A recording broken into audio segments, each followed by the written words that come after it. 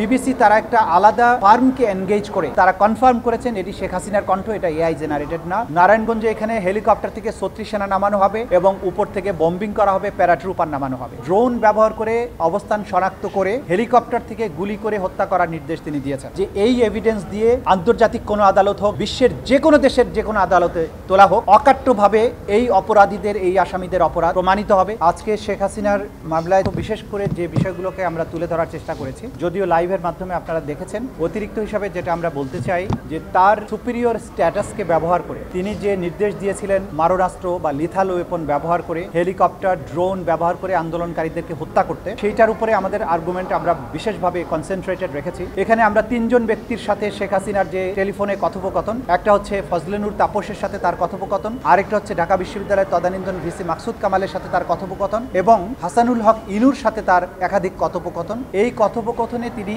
নিশ্চিত করেছেন যে তিনি আইন শৃঙ্খলা রক্ষাকারী বাহিনীকে, পুলিশ, বিজিবি, র্যাব তাদেরকে এই নির্দেশ দিয়েছেন যে আন্দোলনকারীদেরকে লিথাল ওয়েপন ব্যবহার করে দেখামাত্রই, অর্থাৎ জমায়েত হওয়ার আগেই, শুরু থেকেই হত্যা করার নির্দেশ দিয়েছেন। এবং তিনি এটাও বলেছেন যে ড্রোন ব্যবহার করে অবস্থান শনাক্ত করে হেলিকপ্টার থেকে গুলি করে হত্যা করার নির্দেশ তিনি দিয়েছেন। হাসানুল হক ইনুকে তিনি কনফার্ম করছেন যে নারায়ণগঞ্জে এখানে হেলিকপ্টার থেকে ৩৬ সেনা নামানো হবে এবং উপর থেকে বম্বিং করা হবে, প্যারাট্রুপার নামানো হবে। এই সমস্ত কথোপকথনের মধ্য দিয়ে হত্যাকাণ্ড সংগঠিত করার, অর্থাৎ সারা দেশব্যাপী ওয়াইড স্প্রেড এবং সিস্টেম্যাটিক যে অ্যাটাকের কথা আমরা বলছি, সেটি সংগঠনের জন্য সুপিরিয়র অবস্থান থেকে তার সরাসরি নির্দেশ প্রমাণিত হয়েছে। আমরা আর্গুমেন্ট করেছি তার যে এই টেলিফোনিক কনভারসেশন, সেগুলো তার সঠিক কণ্ঠ কিনা নাকি এআই জেনারেটেড, সেই বিষয়ে আমরা বক্তব্য রেখেছি। আমরা খুব পরিষ্কারভাবে দেখিয়েছি বাংলাদেশের সিআইডি, ক্রিমিনাল ইনভেস্টিগেশন ডিপার্টমেন্ট, তারা ফরেনজিক টেস্ট করে বলেছেন এই কণ্ঠস্বর শেখ হাসিনার এবং তার সাথে যাদের কথা হয়েছে, ফজলে নূর তাপসের কণ্ঠস্বর তারা নিশ্চিত করেছেন, হাসানুল হক ইনুর কণ্ঠস্বর তারা নিশ্চিত করেছেন, মাকসুদ কামালের কণ্ঠস্বর তারা নিশ্চিত করেছেন। এবং এই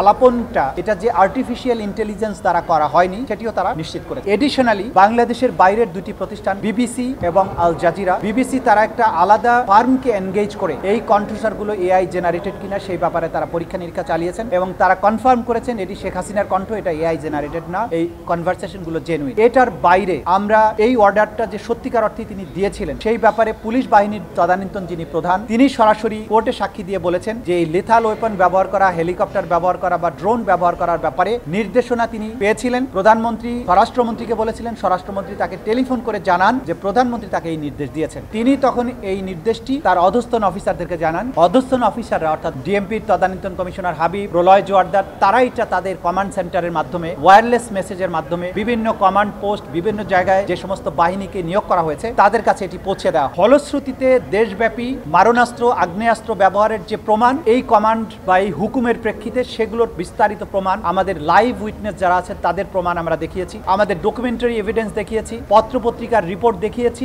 অজস্র ভিডিও ফুটেজ যে কিভাবে লিথাল ওয়েপন ব্যবহার করা হয়েছে, কিভাবে হেলিকপ্টার ব্যবহার করা হয়েছে, তার বিস্তারিত প্রমাণ এতটাই অকাট্যভাবে তুলে ধরা হয়েছে। এই আদালত শুধু নয়, আমরা যেটা বারবার বলেছি যে এই এভিডেন্স দিয়ে আন্তর্জাতিক কোনো আদালত হোক, বিশ্বের যে কোনো দেশের যে কোনো আদালতে তোলা হোক, অকাট্যভাবে এই অপরাধীদের, এই আসামিদের অপরাধ প্রমাণিত হবে। এই নির্দেশ এবং নির্দেশের এক্সিকিউশন এবং এটা যে একটা সুনির্দিষ্ট কাঠামো ফলো করে সুপিরিয়র কমান্ড থেকে অর্ডার আসা, তার নিচের টায়ারে, তার নিচের টায়ারে, তার নিচের টায়ারে, সমস্ত কিছু অকাট্যভাবে প্রমাণিত হয়েছে। এটাও প্রমাণিত হয়েছে যে এই অপরাধগুলো ছিল ওয়াইড স্প্রেড এবং সিস্টেম্যাটিক। আন্তর্জাতিক আইন অনুযায়ী, দেশীয় আইন অনুযায়ী একটা অপরাধকে মানবতা বিরোধী অপরাধ হওয়ার জন্য ওয়াইড স্প্রেড এবং সিস্টেম্যাটিক হওয়ার যে শর্ত, সেটি যে পরিপূর্ণভাবে এই মামলায় প্রমাণিত হয়েছে বা শর্তগুলো পূরণ হয়েছে, সেগুলো আমরা দেখিয়েছি।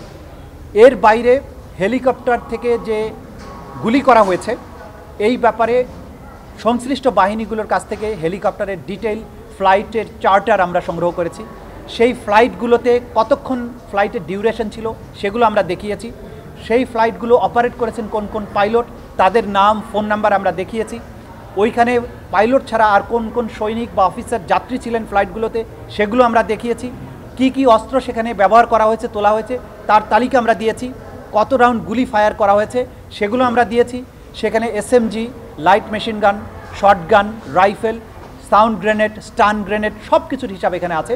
সেগুলো এবং ভিডিও ফুটেজ, আহতদের গুলিবিদ্ধ হওয়া এবং যেসব গুলি শহীদ এবং আহতদের শরীর থেকে বের করা হয়েছে, সেই বুলেটগুলো, উদ্ধার করা বুলেট হসপিটাল থেকে ডাক্তাররা যেটা পেয়েছেন, সেগুলো আমরা আদালতে উপস্থাপন করেছি। সুতরাং এই যে চেইন, হুকুম দেওয়ার থেকে শুরু করে গ্রাউন্ড পর্যন্ত কার্যকর হওয়া এবং এটার আফটার ম্যাথ, কীভাবে মানুষগুলো মারা গেল, কতজন মারা গেল, তাদের দেহ থেকে কি ধরনের বুলেট উদ্ধার হলো, এই বুলেটগুলো কোন গ্রেডের, কোন রাইফেল থেকে এসেছে, কাদের কাছ থেকে এসেছে, এই সব কিছুর অকাট্য প্রমাণ ট্রাইব্যুনালে আমরা তুলে ধরেছি। আগামীকালকে আমরা বাকি 3টা যে চার্জ আছে ঘটনাকেন্দ্রিক সেগুলোর ব্যাপারে তুলে ধরবো এবং কমন